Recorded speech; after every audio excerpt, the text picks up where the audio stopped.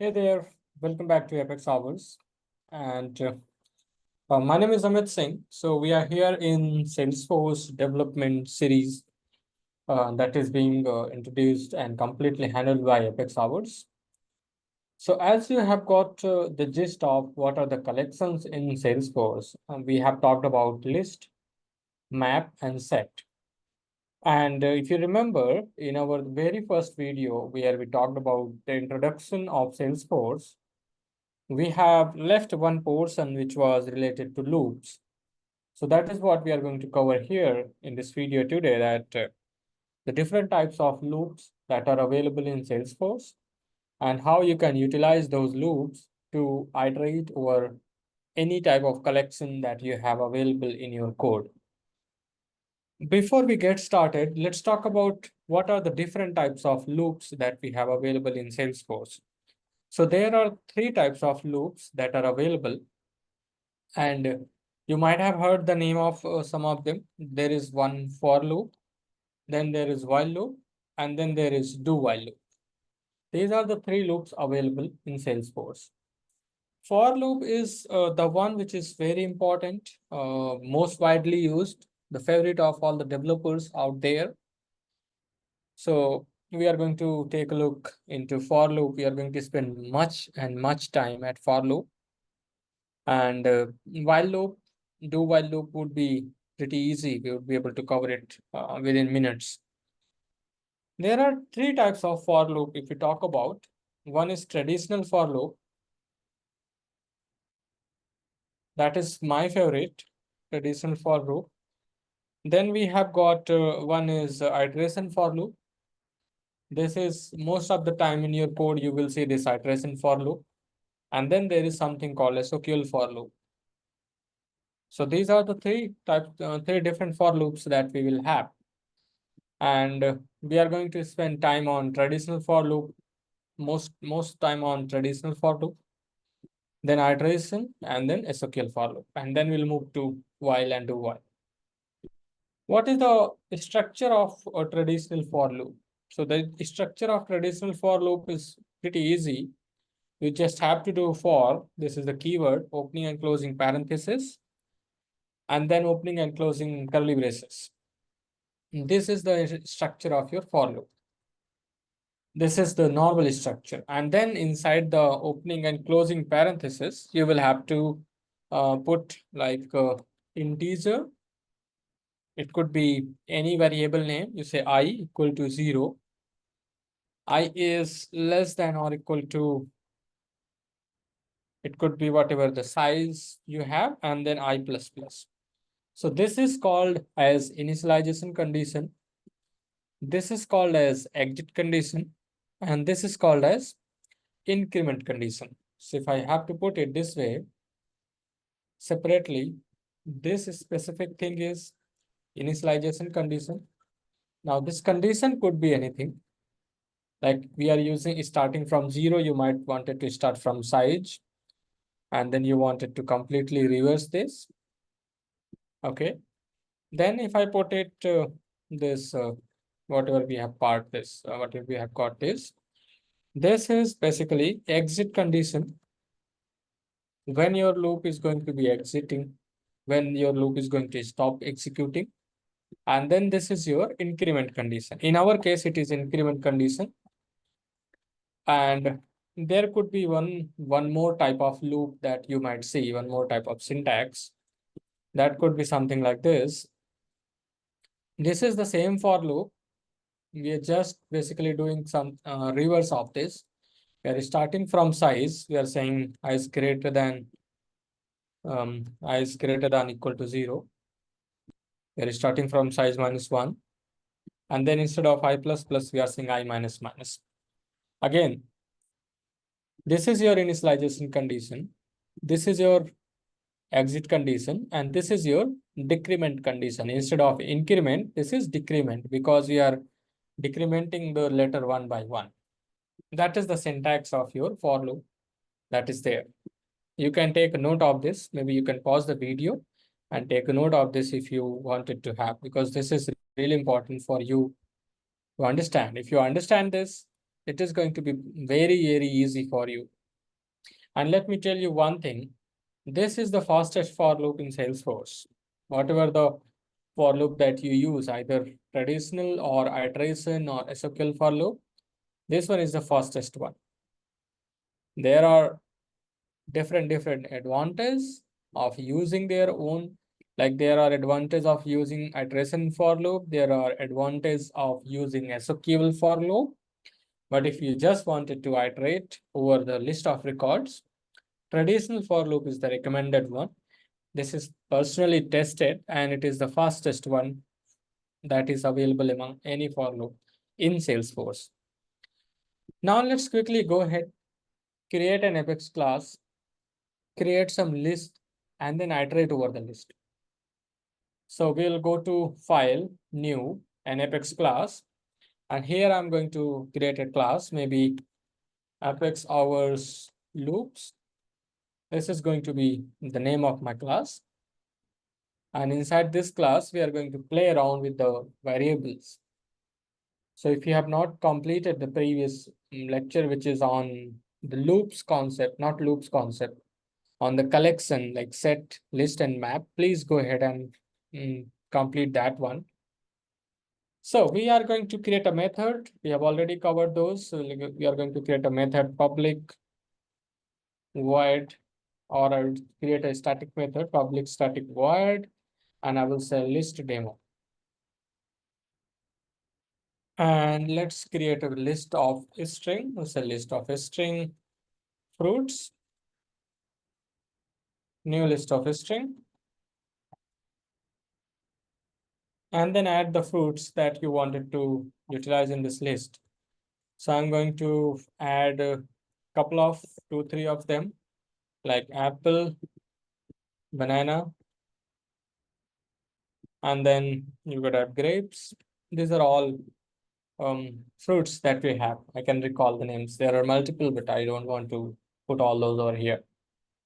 Then now what you have learned in the previous video is that if you wanted to get the size of this list, how many items are there in your list, you could just use the size method of the list, fruits.size.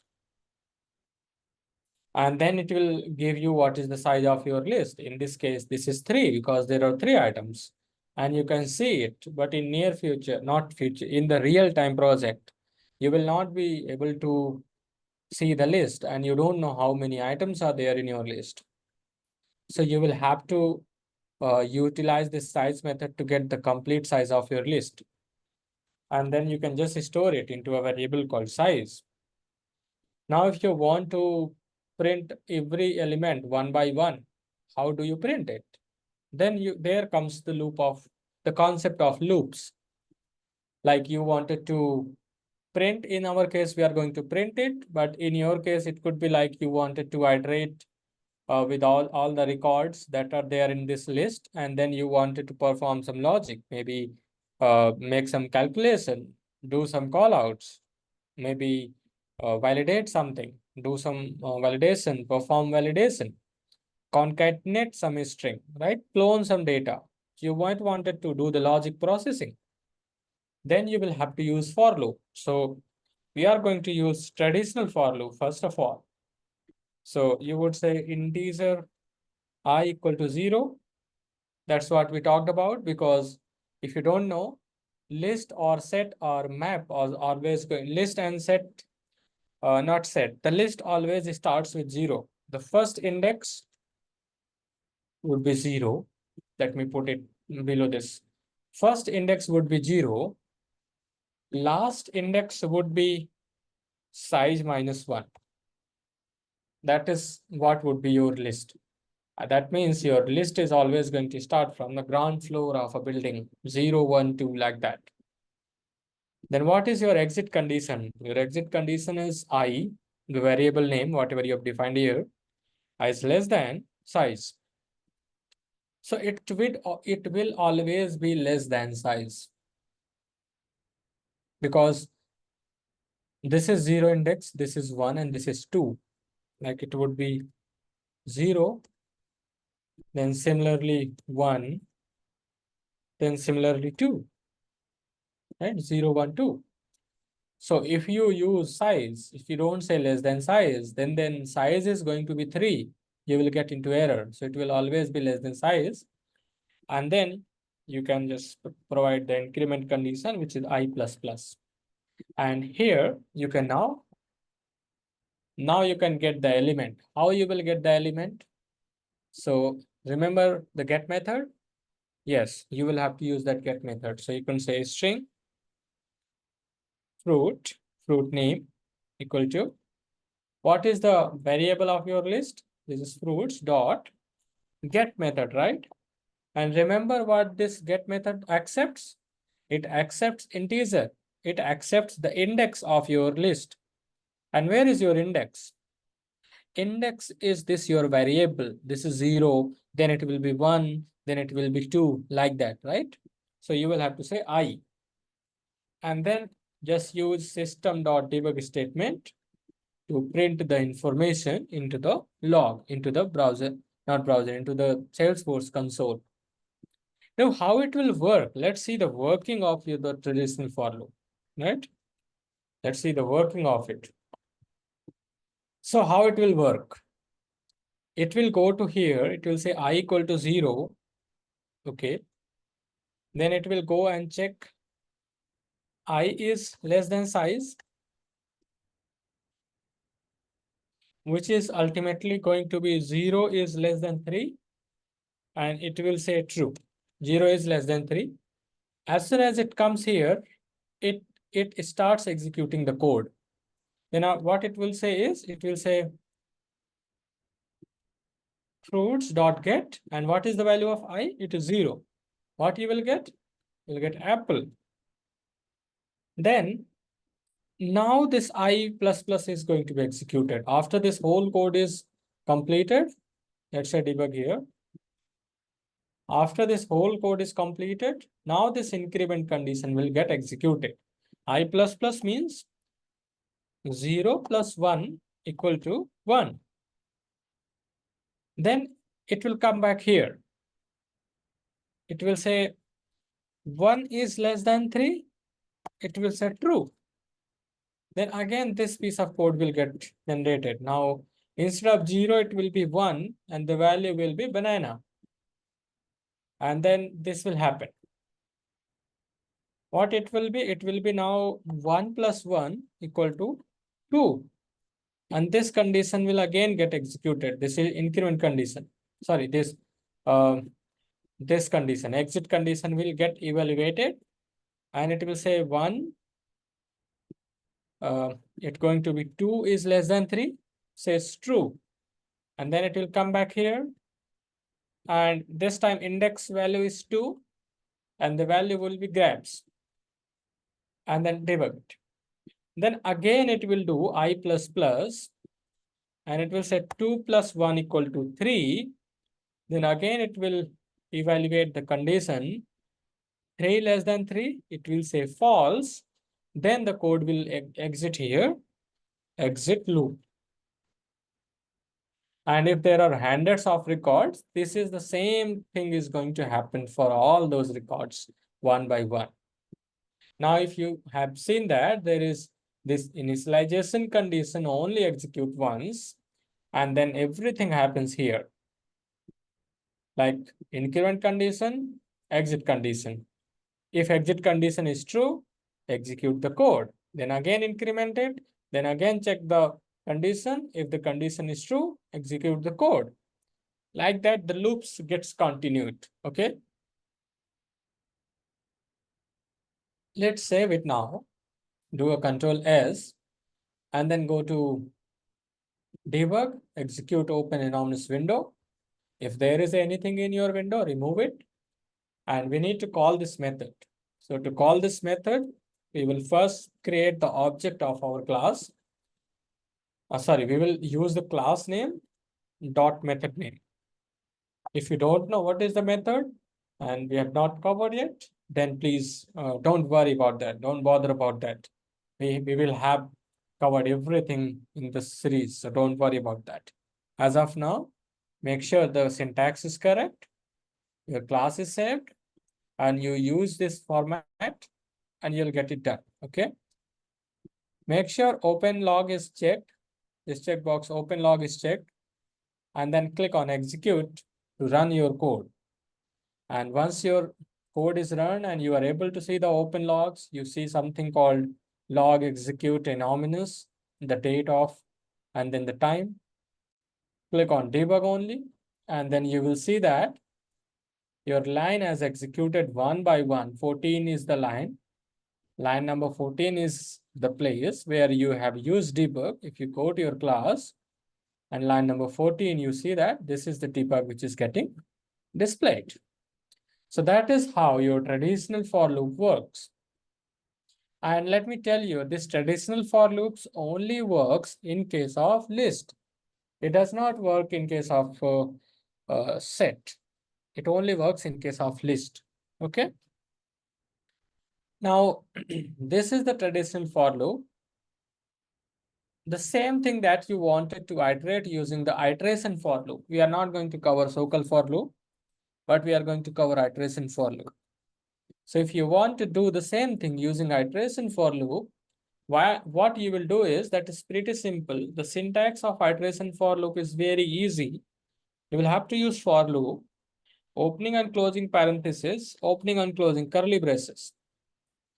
Now what you have to do is inside the curly opening and closing parentheses, use a colon and the name of your list, which is name of your list variable, that is fruits. Let's say fruits here, right? And before this colon, what you have to do on the left side of this colon, what you have to do is you have to know, you have to understand what is the type of your list. The type of your list is string. So take this here, put it, and then after the data type, you can put any name over here, for example, fruit. And now your loop is done. Then under this for loop, you could do any processing logic, do logic processing like printing, and this is done.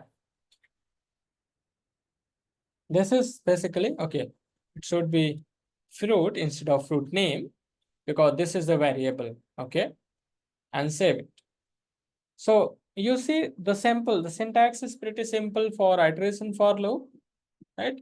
And you can just execute it now. So let's comment out this code line number 14, which is I'm going to use 2/. It will do the commenting of the code and you will see it in a different color. And now if you do the Control E or Command E based on your machines that you are using to open the developer console and then click on execute. So once you click on execute, again, you just click on this checkbox and to see the data, this time line number 36 is the one which is getting executed.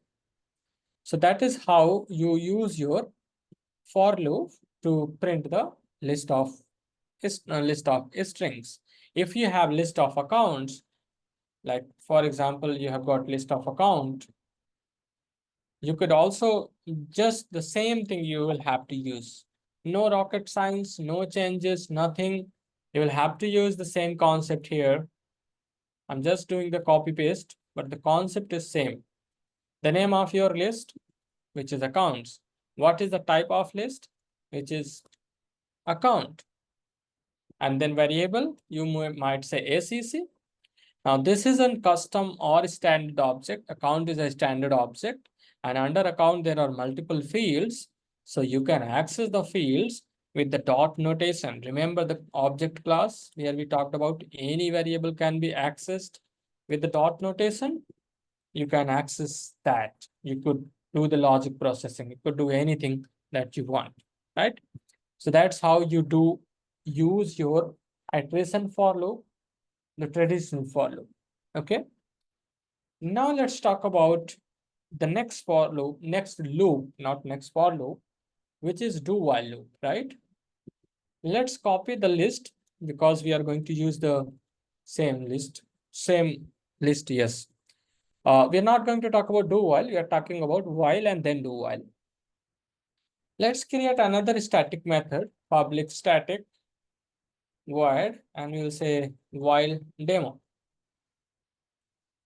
This loop you will not see is being used in most of the cases. You will not see it is being used because for loop is the most favorite among the developers, among all the developers usually use for loops.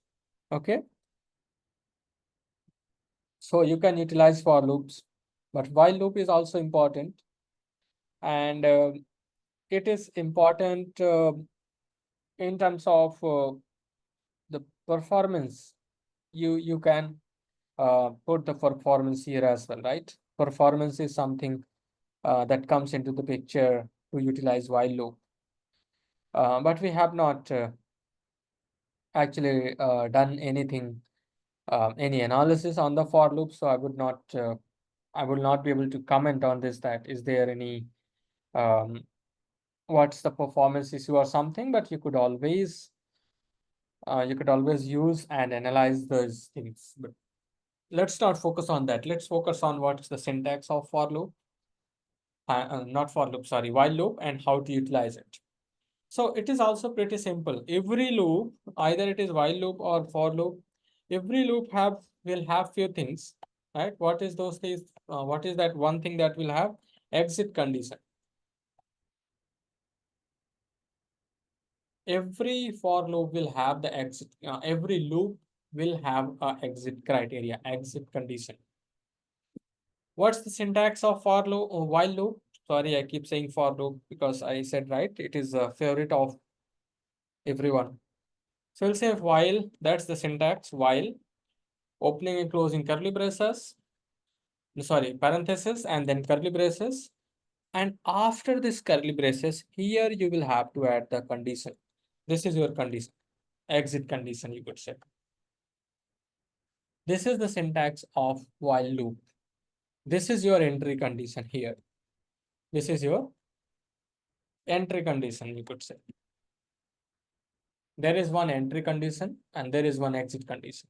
And these two always give us the Boolean value, the evaluation, the expression that you put here. It should always be Boolean.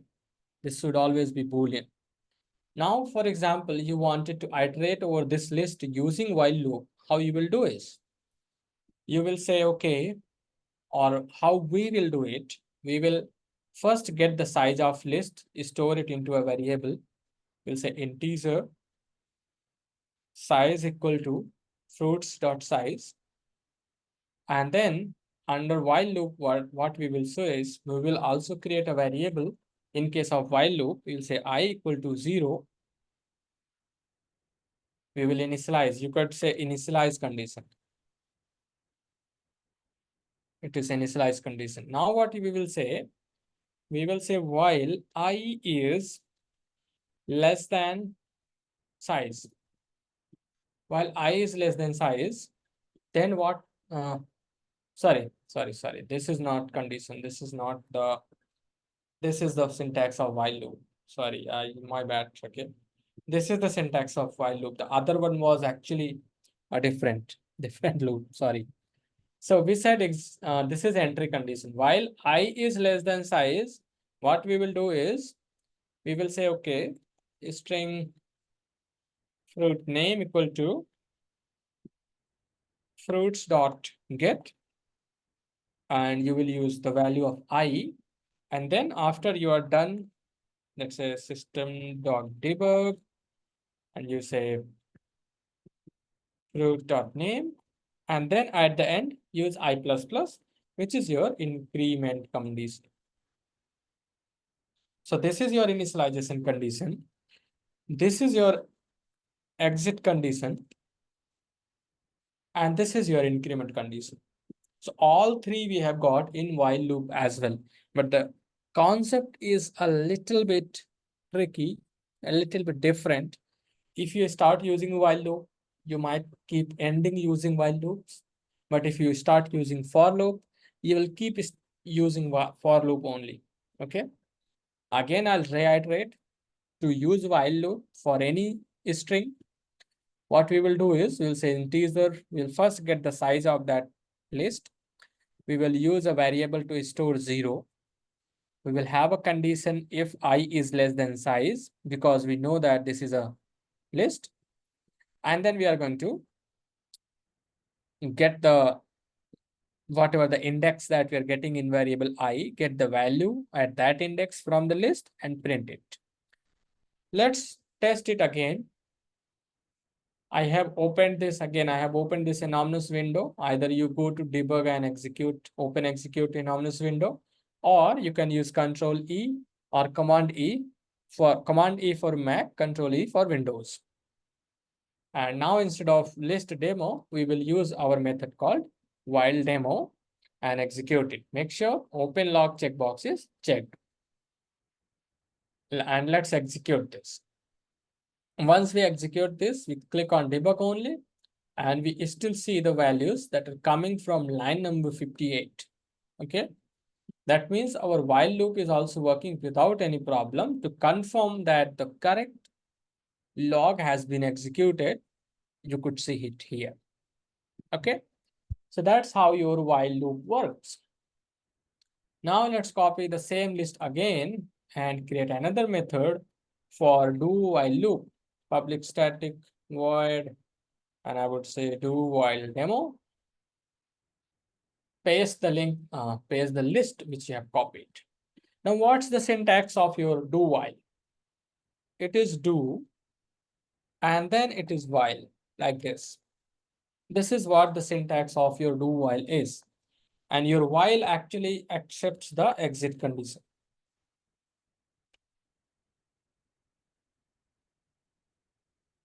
You will, when to use do while loop and when to use while loop.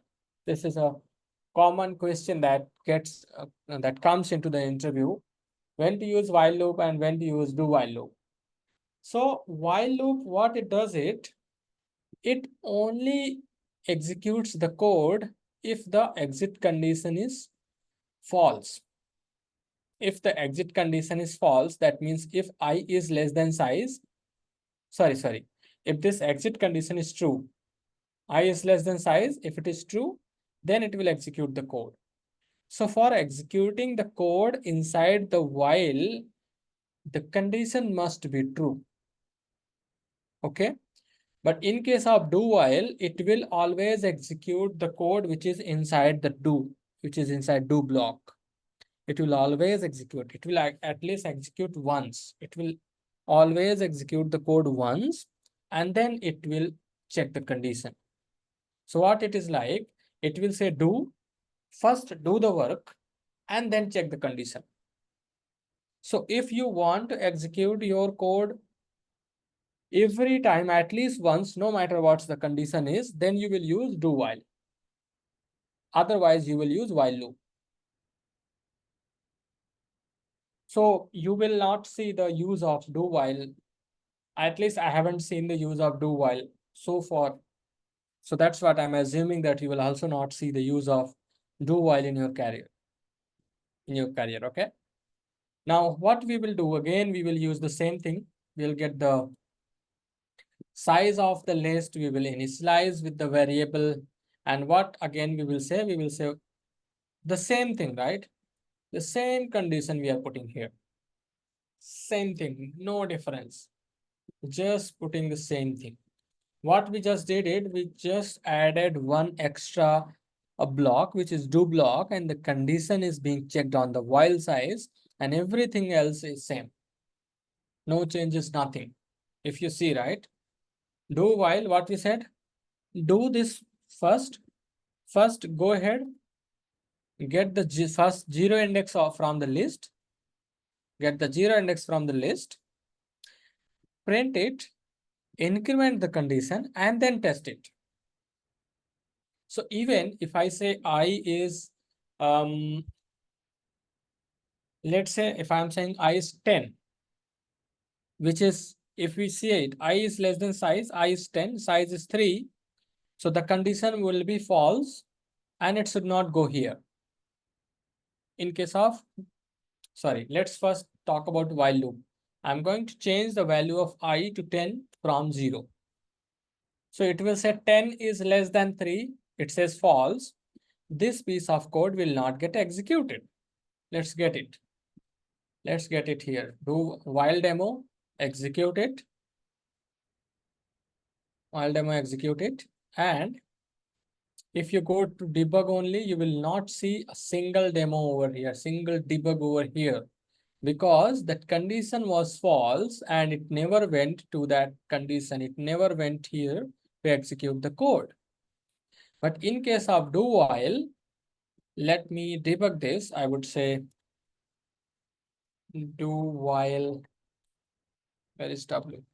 Do while got executed. Now I have again used the same criteria for do while where I said I equal to 10 and the condition says I is less than size, which is 3. So 10 is less than 3, which is false, right? It should not go over here. But as we talked about, do while is the code where this piece of code will always execute at least once. So we will see the debug. Let's change the method name and execute it.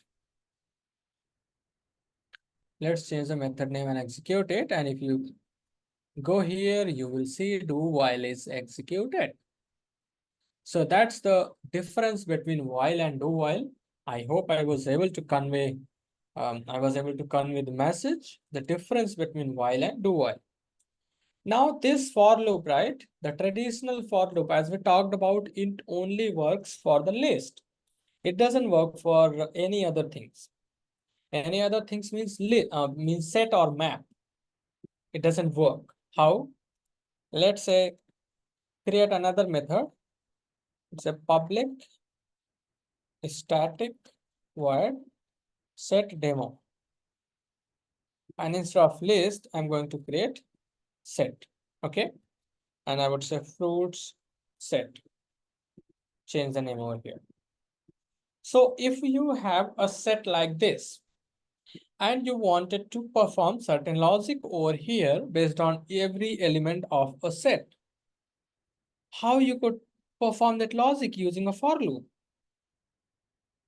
In case of set, you will always use iteration for loop that we talked about. You will always use iteration for loop. How? The concept is again same. Take the name of your set. Okay. Take the type of the set and then use a variable. And then you can just put it a debug statement over here. And how you will put this fruit. And why we are not able to use traditional for loop? Because there is no get method in case of set. There is no get method in case of set class. Okay, that's why we will have to always use this way of iterating over a set and performing certain logic that we wanted to perform on top of every element of a set. That is how we will do. Let's quickly test it. All we have to do is to change the name of our Apex class, execute it, and see the magic.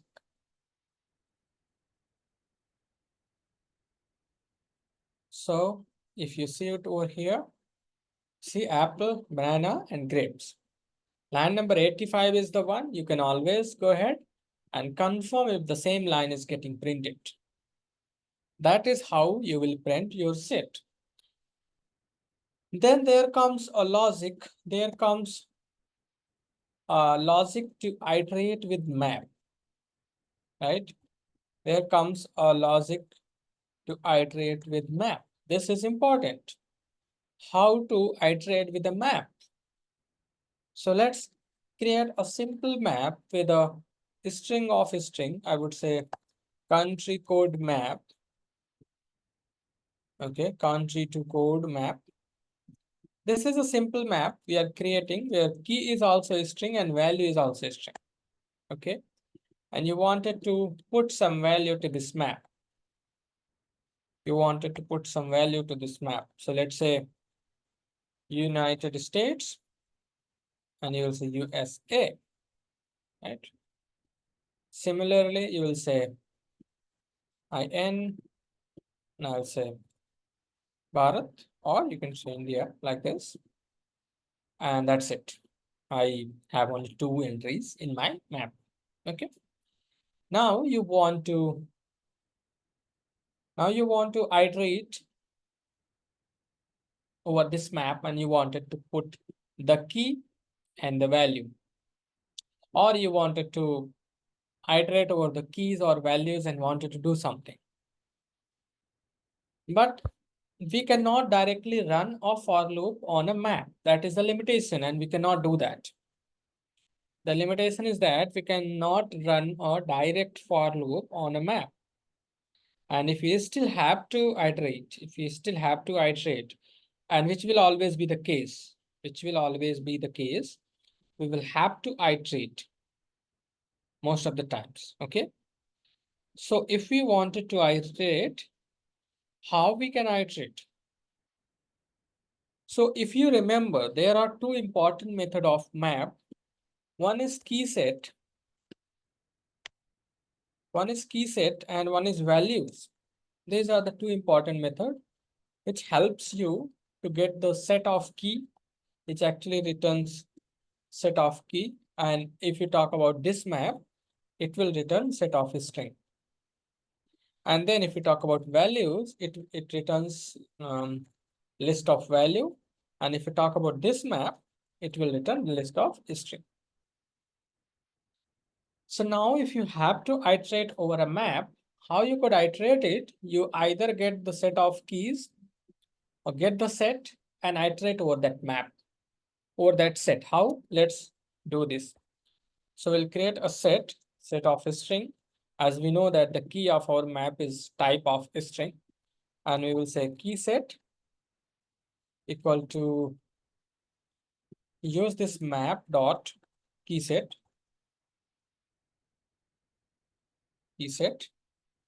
and then iterate over this set,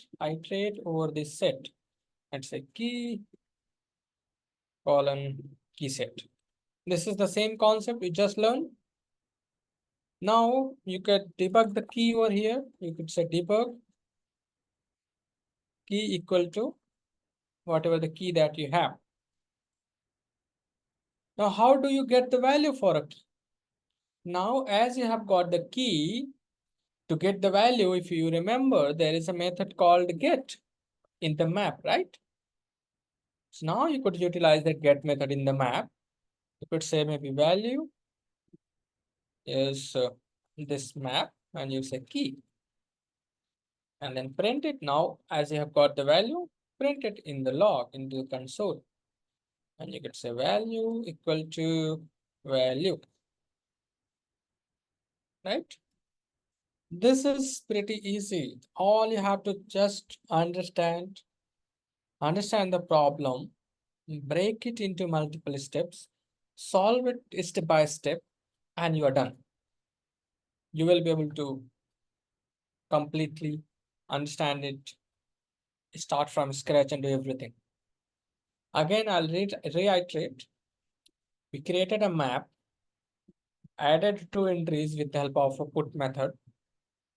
Now, as we know that we cannot directly iterate over a map, we can either leverage this key set method or this values method. So and we also know that based on a key, we can get the value. So what we did is we said, okay, let's go ahead and iterate over the key set. And then based on the key, we are going to get the value of the map based on that key, right? So that's how you will be iterating over a map in the real time as well. Now, if we have to test it, let's change the method into the anonymous window and execute it. And here what will happen is you will see the details exactly what we did. We said key is United States, value is USA, key is Bharat, value is IN. Right? That means we are able to iterate over a map as well. Now, if you don't want to get the key, you just say, okay, I wanted to operate over the values only. Then you can just operate over the value as well. Iterate directly over the values. You don't need to even get the key set and all those. You could say, oh, string val And instead of key sets, you would say values and print it. Val equal to whatever the value that you have. Now, instead of storing the variable, the outcome into the list, what we did is we directly use the values because we know the outcome of this method is, what is the outcome of this method? This is something like this, right? So we directly used this, put it over here, and then we know that the type of value is a string, just created a variable, and that's it. So that is how you will be able to iterate over the map values as well. You can always see the demo again.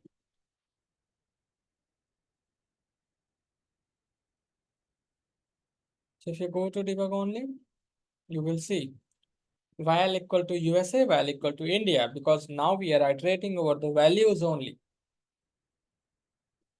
So that is how you work with the loops in Salesforce. I hope this was useful, fruitful for you. If you have any questions, please feel free to put into the comment section. And please ask the question, connect with me over LinkedIn. You can go to LinkedIn and you can search for my name. Okay. So basically my profile is LinkedIn, IN Cloud Yamit. This is my profile. You could see it over here. This is my profile. If you go, you can connect with me, ask the question if you have any questions. And if you are from Hindi background and you know Hindi, you know Hindi very well and you wanted to learn Salesforce in Hindi, then go to my channel, which is Panther Schools. And in Panther Schools, we have got the playlists. So if you go to playlist tab, and you will find there is a series for Salesforce Admin 0 to Hero. And then there is a series for Salesforce Development 0 to Hero. So we have posted all the videos and then there are other videos as well. So this is it for this video. Thank you for everyone. Thank you watching. Thank you for watching the video. Please do like, share, subscribe this channel as well. And we will soon come back with another series related to Salesforce concept. Thank you.